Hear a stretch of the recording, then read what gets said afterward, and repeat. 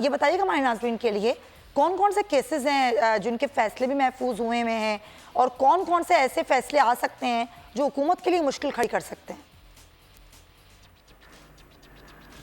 जी, supreme court में अगर हम मुकदमात की बात करें, वैसे तो समर वेकेशन का आगाज़ हो चुका है, लेकिन 5 ऐसे केसेस हैं जो कि हुकूमत से मुतल्लिक़ हैं। एक तो जो सुप्रीम कोर्ट ने फैसला दिया 14 मई को पंजाब में इंतखाबात कराने का, ना तो उस फैसले पर अमल दरामद हो सका, ना ही इलेक्शन कमीशन को फंड फराहम किया जा सके और ना ही इलेक्शन कमीशन को सिक्योरिटी के हवाले से कोई यकीन दहानी करवाई जा सके। लेकिन इस केस में जो नज़रसानी की इलेक्शन कमीशन की दरख्वास्त है, उसके ऊपर तो फौरी तौर पर कोई फैसला होता हुआ नज़र इसलिए नहीं आ रहा क्योंकि हुकूमत की जानिब से एक कानून बनाया गया supreme court review of judgement and order के नाम से। उस कानून का जब तक फैसला नहीं होता, इलेक्शन कमीशन की नज़रसानी की दरख्वास्त के ऊपर जो है वो समाअत आगे नहीं बढ़ सकती। तो इस केस में, इलेक्शन वाले केस में, तो हुकूमत के खिलाफ कोई फैसला होता हुआ नज़र नहीं आ रहा। इसके अलावा जो एक और कानून हुकूमत ने बनाया था supreme court practice and procedure bill के नाम से, वो कानून भी सुप्रीम कोर्ट में चैलेंज हुआ। उसमें जुलाई के मिड तक हुकूमत ने खुद जो है वो मोहलत मांग रखी है कि ये जो ओवरलैपिंग हुई है 2 कवानीन में, इसमें हम दुरुस्तगी करना चाहते हैं। तो 15 जुलाई तक यह भी मामला जो है किसी सिरे लगता हुआ नज़र नहीं आ रहा। 2 ऐसे केसेस हैं जिसमें बज़ाहिर ऐसा लगता है कि जो फैसले रिजर्व भी हो चुके हैं और लग रहा है कि इनमें फैसला हुकूमत के खिलाफ आ सकता है और सख्त ऑब्जर्वेशन भी आ सकती हैं।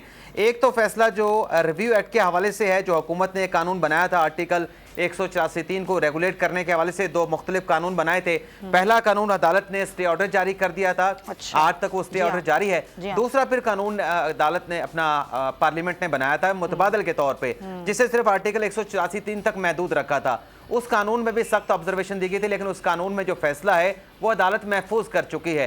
तो उसमें इम्कान है कि अगर फैसला आया तो उसमें भी ये कानून के ऊपर भी अदालत के ऑब्जर्वेशन आ सकती हैं, सख्त फैसला आ सकता है और अदालत जो है इस मामले के ऊपर हुकूमत के खिलाफ भी कुछ ऑब्जर्वेशन दे सकती है। लेकिन इससे बढ़ के जो अहम फैसला है, जो हुकूमत ने एक ऑडियो लीक कमीशन बनाया था, जो मुख्तलिफ सियासी रहनुमाओं की ऑडियो लीक्स हुई थी, जिस पर जो सुप्रीम कोर्ट बार के सदर हैं आबिद ज़ुबैरी साहब, वो सुप्रीम कोर्ट में आए थे। चेयरमैन PTI इमरान खान साहब जो हैं वो दरख्वास्त लेके सुप्रीम कोर्ट में आए थे। बाकी को और दरख्वास्त गुजार भी सुप्रीम कोर्ट में आए थे।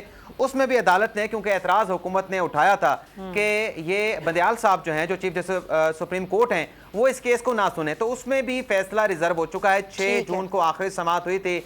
अभी बंदयाल साहब ने रिक्यूज करना है नहीं करना, इस मामले के ऊपर फैसला रिजर्व हो चुका है। तो शुनीज़ ज़्यादा यही है, बाज़गस ज़्यादा यही है कि इस केस में हुकूमत के जो दरख्वास्त है, रिटर्न दरख्वास्त थी कि रिक्यूज़ल होनी चाहिए बंदयाल साहब की, उनका डायरेक्टली जो है वो मफादात का टकराव का मामला बनता है। उनके खुशदामन की अपनी ऑडियो मुबैना तौर पे मौजूद है। तो इस केस में ये चीज़ चल रही है, जो बाज़गस चल रही है कि इसमें हुकूमत की दरख्वास्त के खिलाफ जो है वो फैसला आ सकता है। इसके अलावा एक और डेवलपमेंट भी हुई है अभी चंद घंटे पहले, जिसमें चेयरमैन PTI की एक दरख्वास्त थी बलूचिस्तान हाई कोर्ट के फैसले के खिलाफ। जो एक वकील का वहाँ पे कत्ल हुआ था, उसमें चेयरमैन PTI को नामजद किया गया था। उस केस में भी जो है वो जो दरख्वास्त थी अर्ली हेयरिंग की कि कल इस केस को जो है वो समाअत के लिए मुकर्रर किया जाए, क्योंकि आज तक की चेयरमैन PTI की ज़मानत की अबूरी ज़मानत मंजूर थी, तो आज 12 बजे उनकी अबूरी ज़मानत ख़त्म हो जाएगी। तो कल की दरख्वास्त उन्होंने दी थी कि 4 जुलाई को ये मुकदमा बलूचिस्तान हाई कोर्ट के खिलाफ जो अपील है उसको ज़ेरे समाअत लाया जाए। तो इस पर 2 रुकनी बेंच जो है वो तश्कील दे दिया गया है। इजाज़ुल एहसन साहब हैं और जस्टिस आयशा मलिक साहबा हैं, जो कल चेयरमैन PTI की दरख्वास्त के ऊपर समाअत करने जा रहे हैं। ठीक है, अगर आपको ये वीडियो पसंद आई है तो सब्सक्राइब करें और बेल आइकन पर क्लिक करें।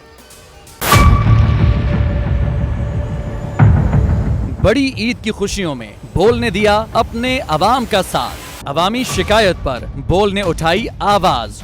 उधर पेशावर में आलाइशों को ठिकाने लगाने के लिए WSSP का खुसूसी ऑपरेशन शुरू हो गया है, जिसमें 3259 एहलकारों समेत 683 गाड़ियां हिस्सा ले रही हैं। बोल की खबर पर इदारों ने भी कसली कमर, लिया एक्शन। लाहौर में मुख्तलिफ मकामात पर आलाइशें जो है वो हमें सड़कों पर दिखाई दे रही थी, लेकिन उसके बाद जो LWMC है उनका अमला जो है वो उसके बाद फील्ड में निकला और उसके बाद आलाइशों को हटाने का सिलसिला जो है वो शुरू कर दिया गया, क्योंकि बोल है पाकिस्तान का नंबर 1 न्यूज़ चैनल। सब्सक्राइब करें और बेल दबाएं ताकि कोई खबर रह न जाए।